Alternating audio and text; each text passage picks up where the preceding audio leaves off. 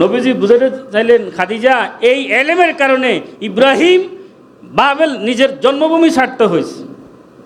এই এলমে ওহির কারণে হজরত ঈসা আলাইহিসসালাম জমিন থেকে চতুর্থ আকাশে আসে। এই এলেমের কারণে হজরত জাকারিয়া আলাইহিসসালামকে করাত দিয়ে 2 খণ্ড করছে।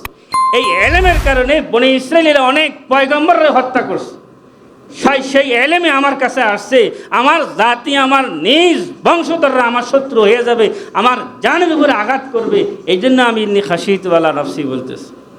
যার জ্ঞান যত বেশি তার শত্রুও হয়।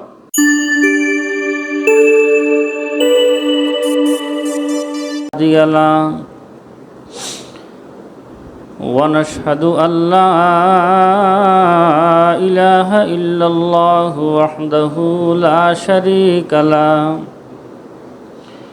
ونشهد أن محمدا عبده ورسوله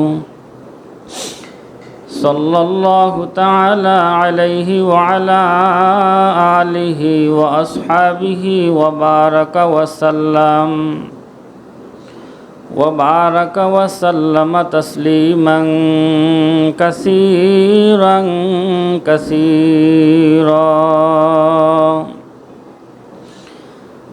أما بعد فأعوذ بالله من الشيطان الرجيم بسم الله الرحمن الرحيم إن أول بيت وضع للناس للذي ببكة مباركا وهدى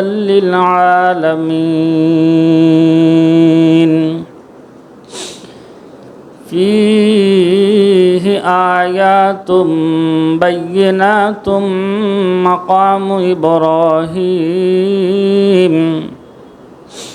ومن دخله كان آمنا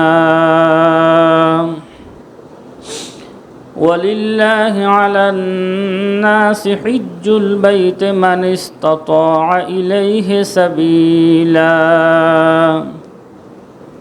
ومن كفر فإن الله غني عن العالمين وقال رسول الله صلى الله عليه وسلم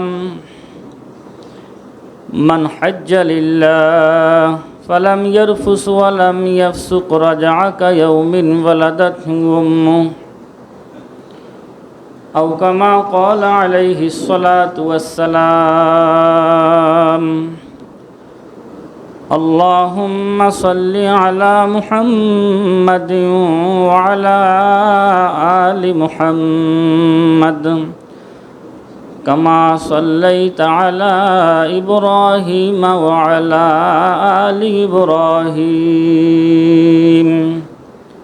إنك حميد مجيد اللهم بارك على محمد وعلى آل محمد كما باركت على إبراهيم وعلى آل إبراهيم إنك حميد مجيد اللهم صل على سيدنا محمد كلما ذكره الذاكرون وكلما غفل عن ذكره الغافلون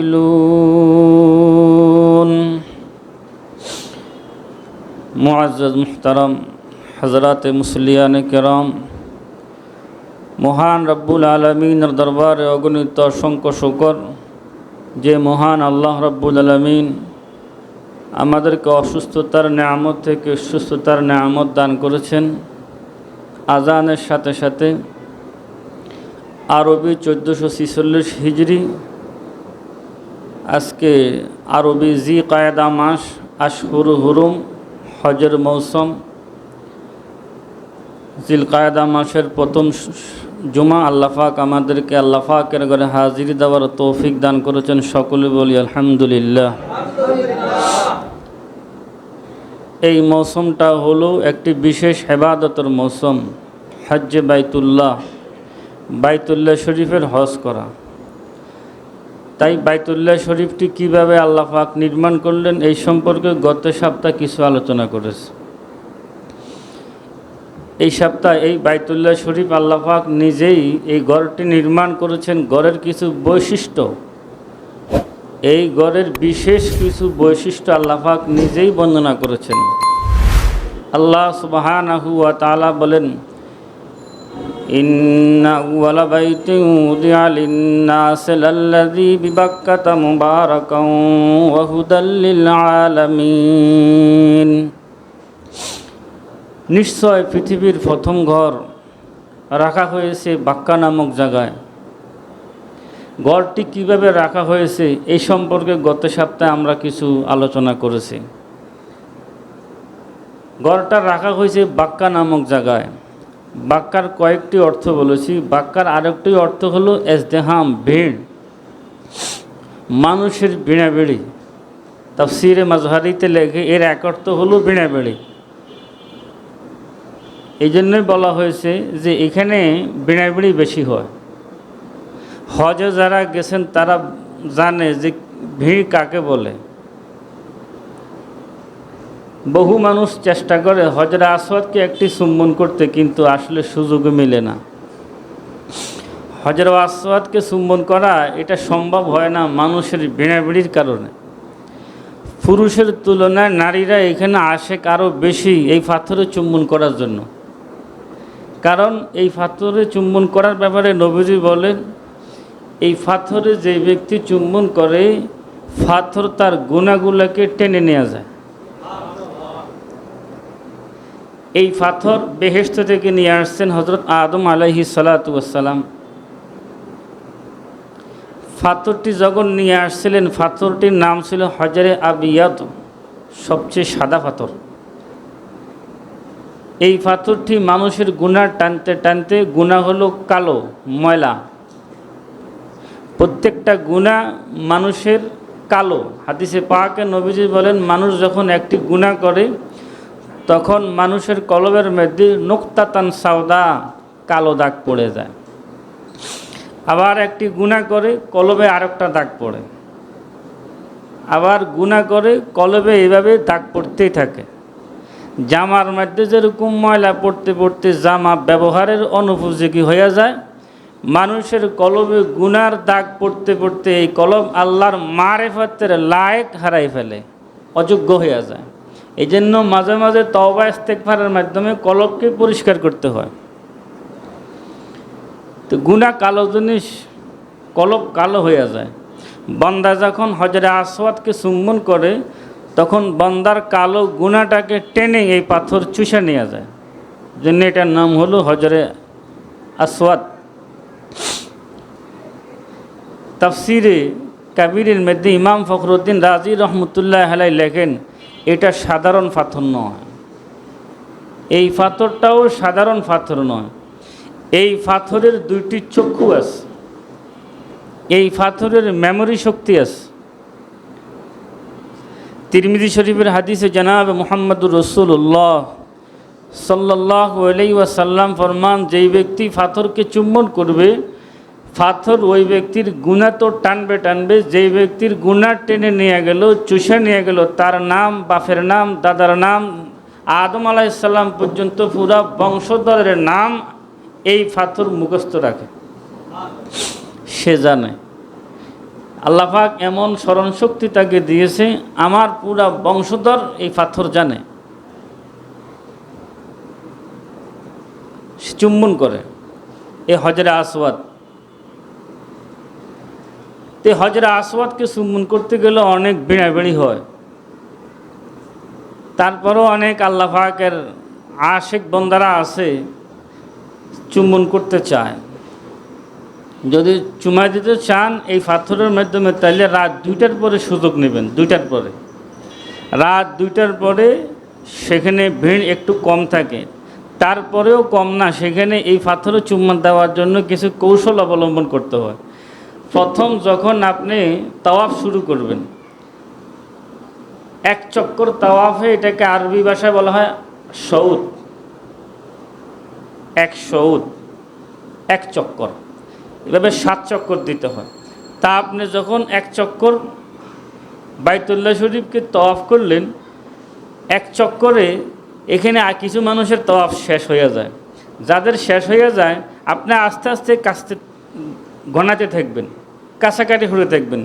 দ্বিতীয় তাওয়াফে আরেকটু কাছাকাছি, তৃতীয় তাওয়াফে আরেকটু কাছাকাছি, এরকম হইতে হইতে সপ্তম তাওয়াফে আস্তে করে আপনি মাকামে ইব্রাহিম, মাকামে রুকনে ইয়ামানি থেকে এদিকে আসতে এসে মিশে যাবেন। ইনশাল্লাহ আল্লাহ পাক নসিবে জুটিয়ে দেবেন। আমরা এই পদ্ধতিতে ইনশাল্লাহ হজরত আসওয়াদকে চুম্বন করার তৌফিক আল্লাহ পাক দিয়েছে। তারপরেও ভিড়ে এখানে বেশি, মহিলারা অনেক বেশি আশেক। তো মানুষকে কষ্ট দিয়ে এই পাথরকে চুম্বন করা, এটাও ফেকার কিতাবে নিষেধ। তাই সবুজ লাইট আছে, সবুজ লাইটের কাছে দাঁড়াইয়ে হজরত আসওয়াদ দিকে 2 হাত দিয়ে বিসমিল্লাহ পড়ে আপনি তাওয়াফ শুরু করে দিবেন। এতে হজরত আসওয়াদ চুম্বন করার সুন্নত আদায় হয়ে যাবে, সেই ফজিলত অর্জন হয়ে যাবে। এই জন্যই বাক্কা বলা হয়েছে। তা আল্লাহ পাক বলেন, এই বাক্কা নামক জায়গায় পৃথিবীর প্রথম গড়কে রাখা হয়েছে। লাল্লাযী বিবাক্কাতা মুবারাকান ওয়া হুদাল লিল আলামিন। গড়ের একটা বৈশিষ্ট্য হলো, এই গড়টা জগৎবাসীর বরকতের গোডাউন হিসেবে আল্লাহ পাক রাখলেন, বরকতময় হিসেবে আল্লাহ রাব্বুল আলামিন এই গড়টিকে রাখলেন। জগৎবাসীর যত বরকতের প্রয়োজন, এটা আসমান থেকে বাইতুল্লাহ শরীফের ছাদের উপর নাজিল হয়। মানুষের যত শান্তি আছে, এই শান্তিগুলো বাইতুল্লাহর ছাদের উপর নাজিল হয়। বাইতুল্লাহর ছাদ থেকে যারা বাইতুল্লাহ নামাজ পড়ে, তাদের কলবের মধ্যে এটা প্রবেশ করে। বাইতুল্লাহর অংশ হিসেবে পৃথিবীর যতগুলো মসজিদ আছে, ওই মসজিদের মুসল্লি যারা আয়সা নামাজ পড়ে, তাদের কলবেও সেই বরকত আয়সা প্রবেশ করে। এই শান্তি ইউরোপ আমেরিকাতে কানা যাবে না। আল্লামা ইকবাল বলছেন, তারিক হায়াফ রঙ্গ মেশি নৌকে দুবেসে ये वादी में मिन हिशायान तजल्ली, ये आयश फराहा ये हुकूमत ये तिजारत, दिल सीने में नूरों में महरूम तसल्ली। বন্দা শান্তি আর নূর অর্জন করার জন্য ইউরোপ আমেরিকা যাবে না। শান্তি আর নূর হয়েছে আল্লাহর ঘর খানায় কাবার মধ্যে, সেখানে শান্তি তালাশ করো। দিল সিনে মে নূরো মে মাহরুম তাসাল্লি। এই দেশে আমি দীর্ঘদিন থাকলাম, এই দেশে যত থাকবে অন্তরের মধ্যে আল্লাহর মারেফতের পরিচিতি সেখান থেকে উঠে যায়। অন্তর থেকে আল্লাহ প্রদত্ত যে নূর আছে, সেই নূর আরও নষ্ট হয়ে যায়, চলে যায়।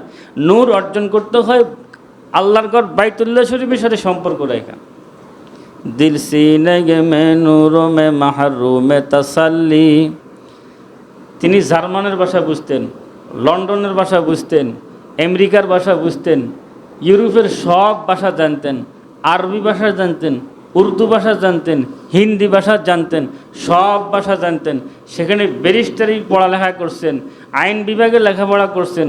করার পরেও বলে যে আসলে আমার কলবে যেই তাওহীদ আছে, এটা নষ্ট হয়ে যাবে, আমি আমার দেশে চলে যাই।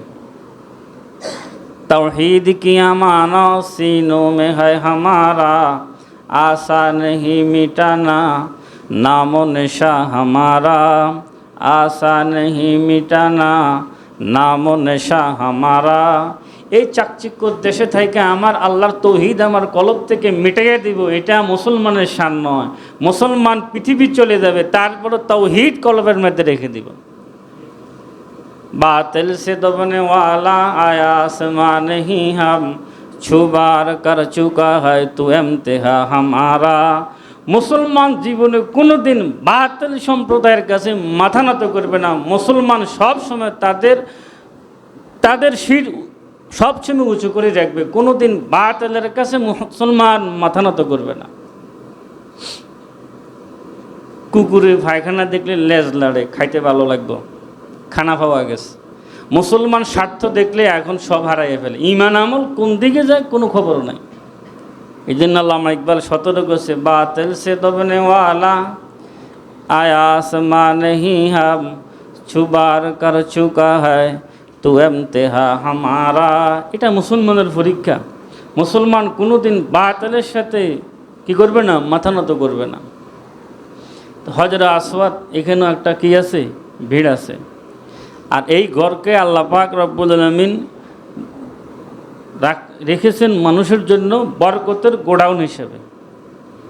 মানুষের যত বরকত আছে, শান্তি আছে, এটা এই খানায় কাবা থেকে মানুষের কাছে আসবে। এটা তো আমরা পৃথিবীর যেখানে থাকি সেখানে আমরা এই বরকত অর্জন করতে পারি। সরাসরি সেখানে গেলে কি পরিমাণ বরকত অর্জন হয়। ৬,০০০ কিলোমিটার দূরে যদি আমরা বাইতুল্লাহর এমন তাজাল্লি আমরা অনুভব করতে পারি, তাহলে যে কাছাকাছি আছে সে কি পরিমাণ বাইতুল্লাহর তাজাল্লি অনুভব করতে পারে। হাদিসে পাকে নবীজি বলেন, বাইতুল্লাহ শরীফের বরকত এমন বেশি, সেখানে এক রাকাত নামাজ পড়লে ১,০০,০০০ গুণ সওয়াব আল্লাহ পাক দান করে। আপনি এখানে একবার সুবহান আল্লাহ বললেন, সেখানে ১,০০,০০০ বার সুবহান আল্লাহ বলার সমতুল্য সওয়াব আল্লাহ পাক দান করবে। বরকত না এটা? বরকত মানেই হলো লাভ আর লাভ। কি লাভ? ব্যবসায় লাভ আর লাভ, বিনা হিসেবে লাভ, হিসাব ছাড়া লাভ। এক খতম কোরআনে কারীম আপনি হারাম শরীফে করলেন, কত খতম কোরআন শরীফ তেলাওয়াত হবে? ১,০০,০০০ কোরআন শরীফ খতম যদি আপনি নিজের দেশে করলে যে পরিমাণ সওয়াব হবে, খানায় কাবা হারাম শরীফে আপনি ১ খতম কোরআন শরীফ তেলাওয়াত করলে ১,০০,০০০ গুণ সওয়াব বেশি হবে। আজকাল হাজিরা গিয়ে কোরআন শরীফ পড়ে না, মোবাইল টিপে নিয়ে ব্যস্ত। আফসোস, নবীজি বলছেন আখিরি জমানায় হজ করবে বড় লোকে ভ্রমণের জন্য, আর মৌলবীরা হজ করবে বড়ত্ব প্রকাশ করার জন্য। আল্লাহকে রাজি খুশি করার জন্য হজ হবে না। সেখানে গিয়ে আমার সময় নষ্ট করার তো কোনো মানে নাই। এখানে একবার আল্লাহ বললে ১,০০,০০০ বার আল্লাহ পাক বলা সওয়াব। তা আমি এখানে ১ খতম কোরআন শরীফ তেলাওয়াত করি, সারাদিন মার্কেটে ঘুরবো, আর সময় পাইলেও মোবাইল টিপব। এটা বুঝে না যে এখানে সময়ের মূল্য কত বেশি। এখানে বরকত অর্জন করার জায়গা, বরকতের জায়গায় তো আমি আরও কি করতেছি, আল্লাহর ক্রোধ অর্জন করতেছি। মোবাইল টিপলে তো ইচ্ছা অনিচ্ছা গুনাহ হয়ে যায় কিনা, ইচ্ছা অনিচ্ছা গুনাহ হয় কিনা। হারাম শরীফকে হারাম শরীফ কেন নামকরণ করছে? মসজিদুল হারামের হারাম এই জন্য বলা হয়েছে যে এখানে হালাল জিনিস পর্যন্ত হারাম। কথা বুঝুন না মানে, এই বাইতুল্লাহ শরীফের বৈশিষ্ট্য, এই গড়ের তাজিম হিসাবে হালাল জিনিস পর্যন্ত হারাম করা হয়েছে।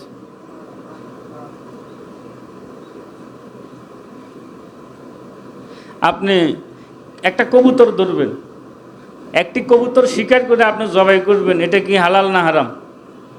এটা হারামের কিছু নয়, কিন্তু খানায় কাবার বৈশিষ্ট্য আপনি সেখানে একটি কবুতরের গায়ে হাত দিতে পারবেন না। ধরেন সমস্যা নাই, কিন্তু তাকে শিকার করে জবাই করার হুকুম নাই। একটি চড়ুই পাখি ধরার কোনো কি নাই, অনুমতি নাই। এমনকি একটি পিঁপড়া পর্যন্ত ধরতে পারবেন না। সেখানকার একটি গাছের পাতা পর্যন্ত আমার ধরা যাবে না, ছিঁড়া যাবে না। ইহা তোকে মাথার উকুন পর্যন্ত ধরে মারা যাবে না, মাথার চুল পর্যন্ত ফালানো যাবে না। এগুলো তো না জায়েজ কাজ নয়। এটা মসজিদুল হারামের বৈশিষ্ট্য, এহরামের কাপড় পরেছি সেই হিসেবে বৈশিষ্ট্য, এগুলি করা যাবে না। স্ত্রী সুলভ আচরণ কোনো অসুবিধা নাই, কিন্তু মসজিদুল হারামের কারণে সেখানে করা যাবে না। বৈধ কাজগুলোকে অবৈধ করা হয়েছে, আর অবৈধ কাজ করা কি পরিমাণ গুনাহ হবে চিন্তা করেন। বৈধ কাজকে বাইতুল্লাহর বৈশিষ্ট্য হিসাবে নিষেধ করা হয়েছে, তাই অবৈধ কাজ সেখানে করলে কি পরিমাণ গুনাহ হবে। এগুলো আমাদের দ্বারা হয়ে যায়, এই গুনাহগুলো আমাদের দ্বারা হয়ে যায়। এটা বরকত অর্জন করার জায়গা। তাফসিরে মাজহারিতে আল্লামা কাজী সানাউল্লাহ ফানবতী রহমতুল্লাহ লেখেন, এই কাবা শরীফে হারাম শরীফে 2 ধরনের বরকত অর্জন করা যায়। একটা হলো আল্লাহ পাকের জাহিরি নিয়ামত, আর একটা হলো আল্লাহ পাকের বাতিনি নিয়ামতেরও বরকত অর্জন করা যায়।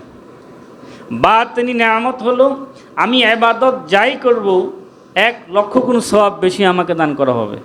বাতিনি নেয়ামত 1,00,000 গুণ বেশি সওয়াব দান করা হবে।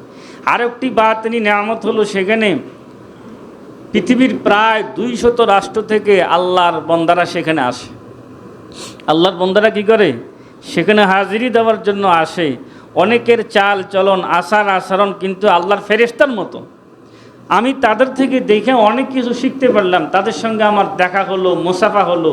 ওই মুসাফার বরকতে আমার কলবে আরও অনেক বরকত অর্জন হবে, অনেক বরকত অর্জন হবে। শিখলে কিন্তু সব জায়গায় শিখা যায় যদি শিখার মাদ্দা থাকে, শিখার আগ্রহ থাকে। আমি মসজিদুল হারামে আসরের পরে উত্তর দিকে বসে থাকতাম। সেখানে একজন মদিনা ইউনিভার্সিটির একজন শায়েখ বসে থাকতো। শায়েখের হাতে বুখারী শরীফের প্রথম খণ্ড থাকতো। তা আমি দেখে ওনাকে চিনে ফেলছি। তা আমি শায়েখকে বললাম, শায়েখ তুমি আমাকে বুখারী শরীফের প্রথম খণ্ডের বদউল ওহী থেকে একটু পড়াও। সে হাসি খুশি হয়ে ঠিক আছে তুমি আমার কাছে পড়ো। তো সহিহ বুখারী শরীফের বদউল ওহীর হাদিস আমি ওই শায়েখ থেকে পড়ছি, সময় কাজে লাগানোর জন্য। সময় কাজে লাগানোর জন্য, সময় যদি কাজে লাগানো যায় নেকের কাজে লাগানো যায়। এইভাবে শিখতে চাইলে সেখানেও শিখার ব্যবস্থা আছে। এগুলো বরকত, এগুলো কি বরকত। জায়গাটায় আসলে এমনও বরকত আল্লাহ পাক সচক্ষে আমাদেরকে দেখায় দিয়েছে। প্রায় 60 লক্ষ মানুষ হারাম শরীফে জমা হয়। একটি আপেল গাছ খুঁজে কোনো পাওয়া যাবে না, আছে?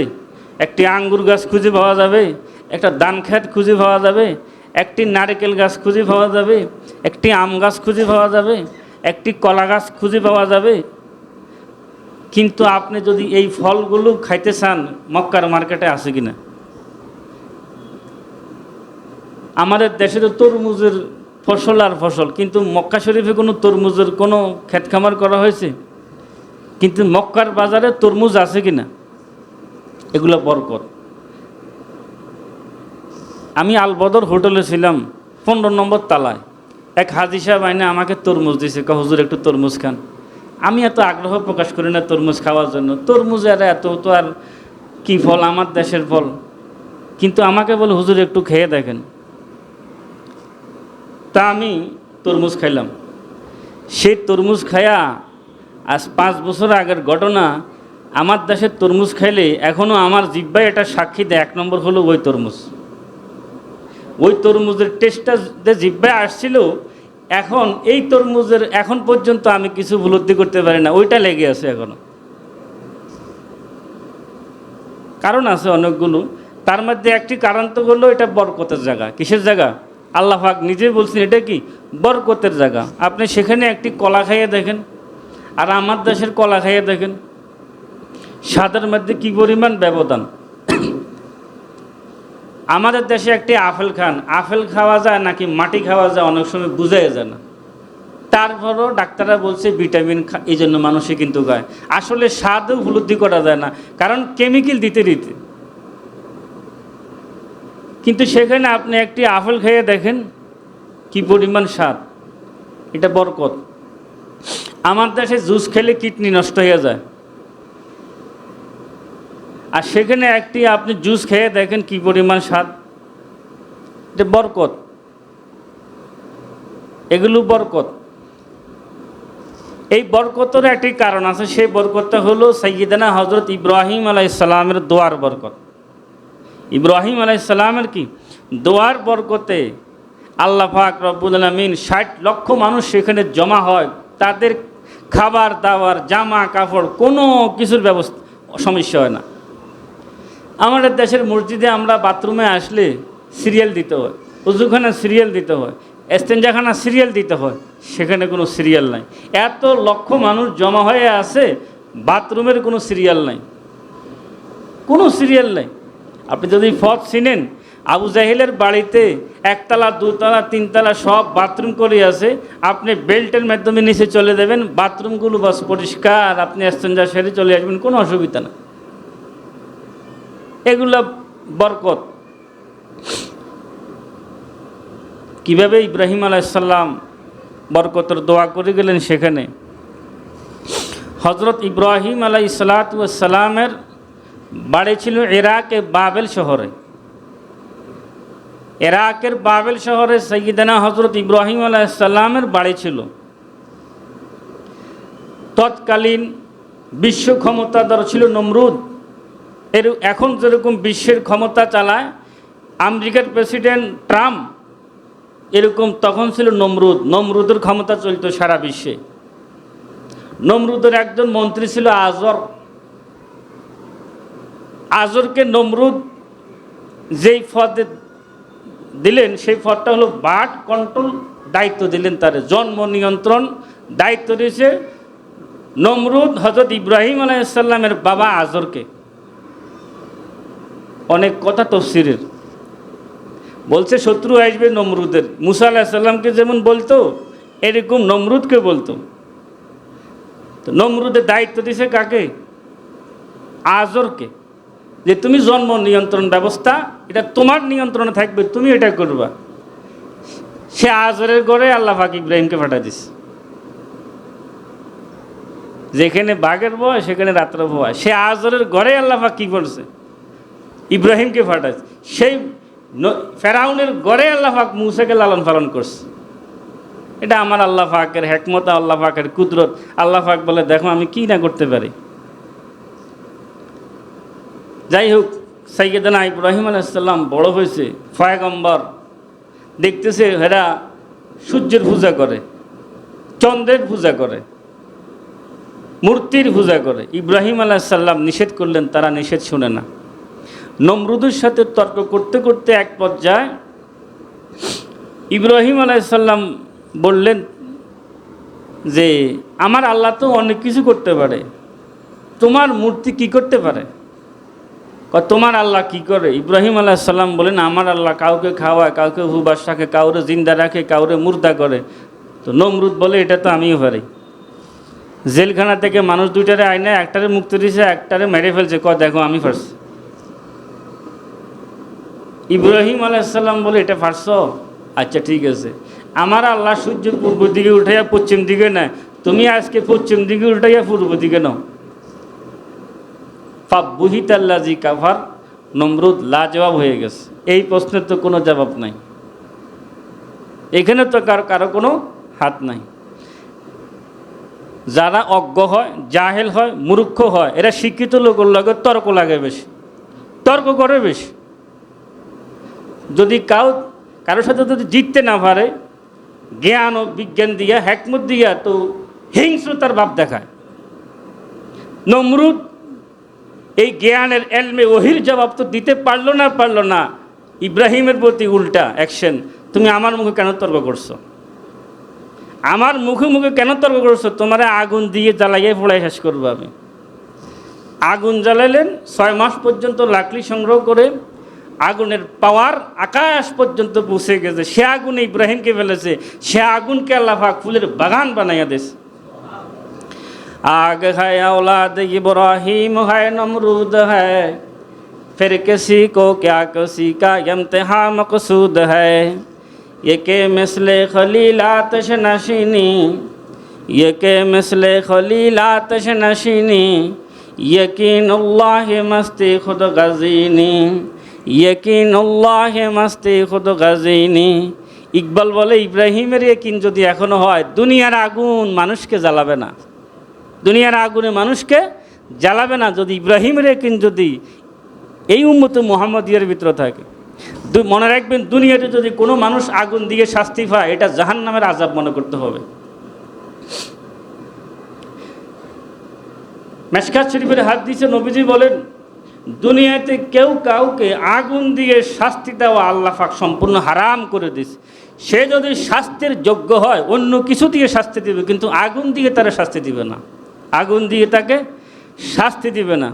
আমেরিকার ইসরায়েল দিয়ে আগুন দিয়ে শাস্তি পাইতেছে, তার কারণ এটা খোদাই গজব। আল্লাহ পাক দুনিয়াতে কোনো মানুষকে শাস্তি দিবে, আযাব আসবে, মুসিবত আসবে, কোনো মানুষের দণ্ডবিধি কায়েম হবে, কিন্তু আগুন দিয়ে নয়।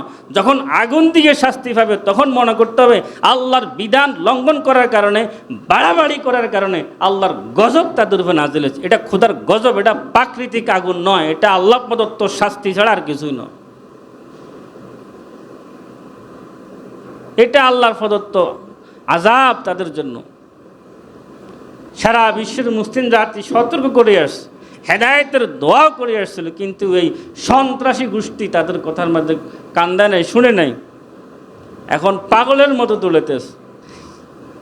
যে নিরীহ ফিলিস্তিনকে মাটির সাথে মিশিয়ে দিয়েছে, যার ছেলে সন্তান, নিরীহ নারী সবগুলোকে মেরে ফেলছে, তারাই এখন প্রস্তাব দিচ্ছে আমরা সাহায্য করি, আমরা তোমাদের সাহায্য করি।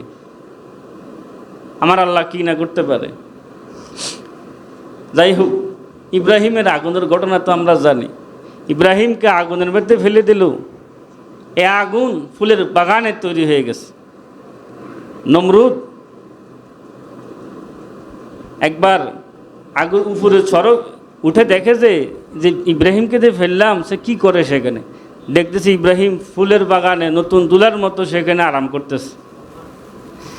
ইব্রাহিম আগুনকে সম্বোধন, নমরুদ আগুনকে সম্বোধন করে, কিনা আগুন 6 মাস পর্যন্ত তোমাকে আমি জ্বালাইলাম, তোমার পাওয়ার এত বেশি হলো আকাশ পর্যন্ত পৌঁছে গেল, কয়েক মাইল ছড়ে গেল, কিন্তু আজরের ছেলেতে একটি ফসমে জ্বালাতে পারল না। মুস্তফা শরীফে আসছে আগুনের জবান খুলে গেছে। গোফতে আতশ মানহুমানম আতশম আন্দার আতা তাবু বিনি শামশম। নমরুদ, আগুন নমরুদকে ডাকতেছে, আমার ক্ষমতা আছে কিনা নাই তুমি এসে দেখো, তুমি তো আমার খালেক না, আমার খালেক তো একজন আছে। আমি আগুনকে তো তুমি নমরুদে বানাও নাই, আমাকে তো বানাইছে আমার আল্লাহ। তুমি 6 মাস পর্যন্ত জ্বালাইয়া আমাকে বলতেছো ইব্রাহিমকে জ্বালানোর জন্য, আর আমার আল্লাহ আমাকে বারবার হুকুম দিয়েছে খবরদার ইব্রাহিম যাতে কোনো কষ্ট না পায়। সারা পৃথিবী কাঁদতেছে ইব্রাহিমের জন্য, কিন্তু ইব্রাহিম ফুলের বাগানে নতুন দুলার মতো আরাম করতেছে, সেটা আল্লাহ জানে আর ইব্রাহিম জানে, কিন্তু অন্য কেউ বুঝতেছে না। মিয়া নে আশিক মাশুক রমজিস কেরামন কাতিবিরা হাম খবর নিস। জিব্রাইলও কাঁদতেছে, জিব্রাইলও বুঝে না ইব্রাহিম যে এখানে এত আরামে আছে, বুঝতেছে না। তাফসীরের অনেক কথা ওদিকে যাচ্ছে না। তাফসীরে লেখে কিছুদিন পর ইব্রাহিম আলাইহিস সালাম সেখান থেকে বের হয়েছে। বের হওয়ার পরে মানুষও জিজ্ঞেস করে, ও খলিলে খোদা ইব্রাহিম আলাইহিস সালাম আগুনে কেমন লাগছে? দুনিয়াতে যে কদিন আল্লাহ আমাকে রেখেছে, শান্তি যে কদিন আগুনে পেয়েছি, সেই শান্তি এখন আগুনের বাইরে পাওয়া যায় না। মুসিবত লাগলে মানুষ আল্লাহকে ডাকে যে শান্তি পাওয়া যায়, সেটা আল্লাহর আশেকদের ব্যাপারটাই ভিন্ন, সেটা বোঝানো মুশকিল। সে আগুন থেকে মুক্তি পাইলেন। আল্লাহ পাক ইব্রাহিমকে বলে, ইব্রাহিম এখানে থাকা যাবে না, এই নাস্তিক মোরতাদ, এই বেঈমান, আমার তৌহিদের বিরুদ্ধ, তুমি আর কত লড়াই করবে, এখান থেকে পারা যাবে না, এদের সাথে পারবে না। তুমি এই ইরাক থেকে তুমি সিরিয়ায় সফর করে চলে যাও, সিরিয়া হিজরত করো, সিরিয়া, এই সিরিয়া ফিলিস্তিনে তুমি চলে যাও। সিরিয়া এসে কিছুদিন বসবাস করলেন। সিরিয়া আসার পরেও আল্লাহ পাক বললেন, ইব্রাহিম তুমি সিরিয়াও থাকতে পারবে না, তোমার স্ত্রী হাজেরা আর ইসমাইলকে নিয়ে তোমরা খানায় কাবা চলে যাও, বাইতুল্লাহ শরীফে চলে আসো। বাইতুল্লাহ শরীফে যখন আসছিল তখন বাইতুল্লাহর কোনো চিহ্ন ছিল না, শুধু ওয়াদি আর ওয়াদি, পাহাড়, কোনো মানুষ নাই, একটি গাছও নাই, জনমানব শূন্য, ফসল কোনো কিছু নাই। কিন্তু হুকুম কার? আল্লাহর। পয়গাম্বররা আল্লাহর হুকুমের কোনো দিন নাফরমানি করে না। এমন প্রশ্ন করে না, আল্লাহ যেখানে আমাকে নিয়ে যাচ্ছেন, আমার এই ছোট্ট দুধের শিশু খাবে কোথা থেকে, আমার স্ত্রী কোথা থেকে খাবে, আমি কোথা থেকে খাবো, এমন প্রশ্ন পয়গাম্বরদের শান নয়। পয়গাম্বররা সবসময় আল্লাহর হুকুমের প্রতি গোলাম হিসেবে হুকুমকে মেনে নেয়। গোলামে ফকতাকারে সওয়ারাজ দাহারে কামতার যাও কে কাসনাকে সাদ ওয়ানাকে শায়াদ বহকমতি মুইমারা। এটা গোলামের শান নয় যে আল্লাহ আমি এটা কেন করব। তা তো আল্লাহ পাক নির্দেশ, কেন বাইতুল্লাহর চিহ্ন ছিল না? তাফসীরের কিতাবে লেখে ইব্রাহিম হযরত নূহ আলাইহিস সালামের যুগে একটা তুফান হয়েছিল, তুফান, এটা আপনারা জানেন, কঠিন তুফান, সারা দুনিয়ায় ডুবে গেছে, দুনিয়ার গাছগাছালি পর্যন্ত ডুবে গেছে, যার কারণে নূহ আলাইহিস সালামের ছেলে পর্যন্ত ওই তুফানে মারা গেছে, গাছ পর্যন্ত ডুবে গেছে। তার যুক্তি ছিল গাছে আমাকে বাঁচাবে। সেই তুফানের কারণে বাইতুল্লাহর যেই চিহ্ন ছিল, আদম আলাইহিস সালাম যে বাইতুল্লাহ শরীফ যে নির্মাণ করছিলেন, সেই বাইতুল্লাহ নিশ্চিহ্ন হয়ে যায় ওই পানির কারণে, বন্যার কারণে। তা আল্লাহ পাকের উদ্দেশ্য, ইব্রাহিম সেখানে আমার তৌহিদের কাজ করতে পারতেছে না, সিরিয়ায় তৌহিদের কাজ করবে না, আমার এই বাইতুল্লাহকে আবাদ করতে হবে, বাইতুল্লাহর পুনরায় নির্মাণের কাজ করা, এখান থেকে তৌহিদের পতাকা সারা পৃথিবীতে আবার ছড়ানো হবে। এই কাজটা আমি ইব্রাহিমকে দিয়ে নিয়ে নেব, এই কাজটি আমি ইব্রাহিমকে দিয়ে নিয়ে নিব। এই জন্য আল্লাহ পাক ইব্রাহিমকে বলেছে, ইব্রাহিম তুমি সেখানে চলে যাও, সেখানে চলে যাও। যাওয়ার পরে সেখানে সফা এবং মারওয়া দুইটা পাহাড়, ইন্না সফা ওয়াল মারওয়াতা মিন শাআইরিল্লাহ। আল্লাহ পাক বলেন সফা এবং মারওয়া দুইটা পাহাড়, এটা আমার নিদর্শন। যে ব্যক্তি সফা এবং মারওয়ায় সাই করে, এদেরও জিন্দিগির গুনাহ মাফ হয়ে যায় হজরে ফরজ। ইন্না সফা ওয়াল মারওয়াতা মিন শাআইরিল্লাহ। সফা এবং মারওয়া এই দুইটা আল্লাহ পাকের নিদর্শন। উঠে দেখেন, এটা পাথর পাহাড়, কিন্তু পাহাড়টার উপরে উঠলে মনে হয় যেন তুলার উপরে দাঁড়াই আছি। এটা আল্লাহ পাকের কি আজীব এক হিকমত, আমি উঠে দেখছি। এখানে আল্লাহ পাক ইব্রাহিম আলাইহিস সালামকে আরেকটা কঠিন পরীক্ষা করে, তোমার এই নবজাতক দুধের শিশু আর স্ত্রীকে এখানে রেখে তুমি চলে যাও, তুমি আবার সিরিয়া চলে যাও। আহা, আমরা হলে এই কাজটা সম্ভব হইতো? দুধের শিশু, আমার স্ত্রী, এখানে বাজার নাই, মানুষ নাই, কোনো ফসল নাই, কোথায় থেকে খাবে? কিন্তু চলে যাচ্ছে, স্ত্রীর দিকেও তাকানোর সুযোগ নাই, নবজাতক শিশুর দিকেও তাকানোর সুযোগ নাই, চলে যাচ্ছে। তাফসীরের কিতাবে লেখা, হাজেরার ব্যাগে মাত্র কয়েকটি শুকনা খেজুর আর শুকনা কিছু খাবার ছিল, অল্প একটু পানি ছিল, যেটা মাত্র একদিন কিংবা 2 দিন যাবে, পরবর্তী কোথায় থেকে খাবে সেটা আল্লাহর উপর তাওয়াক্কুল করা ছাড়া আর কিছুই নাই। ওয়া মান ইয়াতাওয়াক্কাল আলাল্লাহি ফাহুয়া হাসবুহু। দোকান আমায় খাওয়াবে, খেত আমারে খাওয়াবে, ব্যবসা আমারে খাওয়াবে, ছেলে আমারে খাওয়াবে, এমন কিছু নয়, সব কিছুর মালিক হলো আমার আল্লাহ। দর হাকিকত ফাইলে হর শাই খুদাস। এগুলো শুধু বাহানা, আসলে সব কিছু আমার আল্লাহ আসমান থেকে আমার জন্য বরাদ্দ করে। মহিলাদের জ্ঞান পুরুষের তুলনায় অনেক কম, না কেসাতুল আকল, জ্ঞান কিন্তু অনেক কম। ইব্রাহিম তো বুঝে এটা আমার আল্লাহর হুকুম, কোনো প্রশ্ন করা যাবে না। স্ত্রীকে আর ছেলেকে বলতে যে তোমরা এখানে থাকো, আমি আবার সিরিয়া চলে যাচ্ছি। স্ত্রী প্রশ্ন করে বসলেন, আপনাদের চলে যান, আমার অবস্থা কী হবে? আমার এই ছেলের অবস্থা কী হবে? এই যাওয়ার পিছনে কি আল্লাহ পাকের নির্দেশ? ইব্রাহিম আলাইহিস সালাতু ওয়াস সালাম হাজেরাকে বললেন, এটা আমার আল্লাহর হুকুম, আমাকে চলে যেত। তখন হাজেরা বলছেন যে আল্লাহর হুকুম অমান্য করা যাবে না। মহিলা তো বুঝে আসে না, মহিলারা একবেলা লবণ না থাকলে মাথা খারাপ হয়ে যায়, 10 বার আপনারে ফোন দিব, কিন্তু একবার তো বলছে যথেষ্ট, এটা মনে করেন আবার কয়েকবার বলতে হইব। নবীজির উপরে প্রথম ওহী নাজিল হয়েছে, কোরআন শরীফ সূরাতুল আলাকের প্রথম 5 আয়াত নাজিল হয়েছে হেরা গুহাতে। নবীজি অস্থির। হযরত খাদিজা রাদিয়াল্লাহু তাআলা আনহাকে বলে, খাদিজা জাম্মিলুনি জাম্মিলুনি জাম্মিলুনি জাম্মিলুনি, আমার অবস্থা খারাপ, আমারে কম্বল দিয়ে জড়াইয়া ধরো, আমাকে কম্বল দিয়ে জড়াইয়া ধরো। খাদিজা হুজুরের ওয়াজ করে, বুখারী শরীফে আছে। খাদিজা নবীজিরে কি করে? ওয়াজ করে। কাল্লা, কখনো নয়, আল্লাহ আপনাকে অপদস্থ করবেন না, কারণ আপনি তাহমিলুল কাল্লা, মানুষের বোঝা বহন করেন, অতক্রিমুজ জয়ফা, মানুষকে মেহমানদারি করেন, অতাকসিবুল মাদুমা, যার নাই তাকে আপনি দেন, আপনি অসহায়কে সাহায্য করেন। এইভাবে হযরত খাদিজা রসুলকে ওয়াজ করতেছে। ওয়াজ কিন্তু ঠিক আছে, ওয়াজ কিন্তু কি আছে, ঠিক আছে, কিন্তু রসুল তো বুঝতেছে। নবীজি খাদিজাকে বলছে, খাদিজা ইন্নী খাশিতু আলা নাফসি, ইন্নী খাশিতু আলা নাফসি, তোমার ওয়াজ ঠিক আছে, আমাকে সান্ত্বনা দেওয়া সব ঠিক আছে, কিন্তু ইন্নী খাশিতু আলা নাফসি, আমি আমার জীবনের উপর আশঙ্কা করতেছি, আমার জানের উপর আমার আশঙ্কা হইতেছে।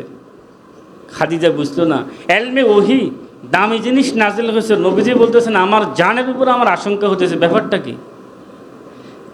বুখারী শরীফ অনেক ব্যাখ্যা লেখা আছে। নবীজি বুঝাতে চাইলেন, খাদিজা এই এলেমের কারণে ইব্রাহিম বাবেল নিজের জন্মভূমি ছাড়তে হয়েছে। এই এলমে ওহির কারণে হযরত ঈসা আলাইহিস সালাম জমিন থেকে চতুর্থ আকাশে আসে। এই এলেমের কারণে হযরত জাকারিয়া আলাইহিস সালামকে করাত দিয়ে 2 খণ্ড করছে। এই এলেমের কারণে বনি ইসরায়েলের অনেক পয়গম্বরকে হত্যা করছে। সেই এলেমে আমার কাছে আসছে, আমার জাতি, আমার নিজ বংশধররা আমার শত্রু হয়ে যাবে, আমার জানের উপরে আঘাত করবে, এই জন্য আমি ইন্নী খাশিতু আলা নাফসি বলতেছি। যার জ্ঞান যত বেশি তার শত্রুও হয়, এই জন্য বলছি ইন্নী খাশিতু আলা নাফসি। তো হাজেরার জ্ঞান হিসেবে, মহিলার জ্ঞান, ইব্রাহিম তো বুঝে যে এটা আমার আল্লাহ পাকের নির্দেশ, কিন্তু যাওয়ার সময় একটা দোয়া করে গেছে, রব্বানা ইন্নী আসকানতু মিন যুররিয়াতি বিওয়াদিন গায়রি জি জারইন ইনদা বাইতিকাল মুহাররাম। আয় আল্লাহ, আপনি নির্দেশ, নবজাতক দুধের শিশু রেখে যাইতে হবে, স্ত্রীকে রেখে যাইতে হবে, বিওয়াদিন গায়রি জি জারইন, এমন 2টা পাহাড়ের মাঝখানে রেখে যাইতেছি যেখানে কোনো ফল ফলাদি নাই, মানুষ নাই, খাবারের কোনো ব্যবস্থা নাই, কোনো ক্ষেত খামারে নাই, কোনো মানুষ নাই। আয় আল্লাহ, মানুষের অন্তরকে এই দিকে ঝুঁকিয়ে দেন। আয় আল্লাহ, আপনি এখানের বরকত নাজিল করেন। এটা ইব্রাহিম আলাইহিস সালাম দোয়া করে দিলেন।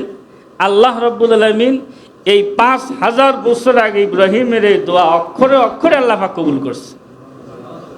আল্লাহ পাক অক্ষরে অক্ষরে কবুল করছে। পানির ব্যবস্থা নাই, আল্লাহ পাক রব্বুল আলামিন হযরত ইসমাঈল আলাইহিস সালাতু ওয়াস সালামের পায়ের কাছে কুদরতি জমজমের ঝর্ণা আল্লাহ পাক চালু করে দিস।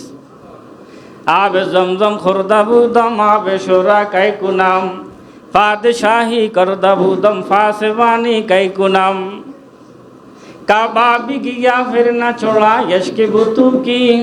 इकबाल बुजुर्ग अल्लाहर वली बोले, काबा भी गया फिर ना छोड़ा यश के बुतू की, और जमजम भी पिया फिर ना छोड़ा आगे जिगर की। সেই আল্লাহর কুদরতের জমজমের পানি তোমরা পান করতেছ, তারপরেও আল্লাহর নাফরমানি করতেছ। অন্তরের মধ্যে নফস শয়তানের যে হারাম চাহিদা আছে, সেই জমজমের পানি দিয়ে এটা ঠান্ডা করতে পারলে না, কিসের হজ করলে আর কিসের জমজমের পানি পান করলাম। যাই হোক, এটা আল্লাহ পাকের বরকত, ওই ইব্রাহিম আলাইহিস সালামের বরকত। এই জন্য আল্লাহ পাক বলেন মুবারাকান, এই ঘরটা হলো বরকতের গোডাউন। বরকতের গোডাউন হিসেবে আল্লাহ পাক এই ঘরকে রেখেছেন হুদাল্লিল আলামিন, জগৎবাসীর দিক নির্দেশক হিসেবে।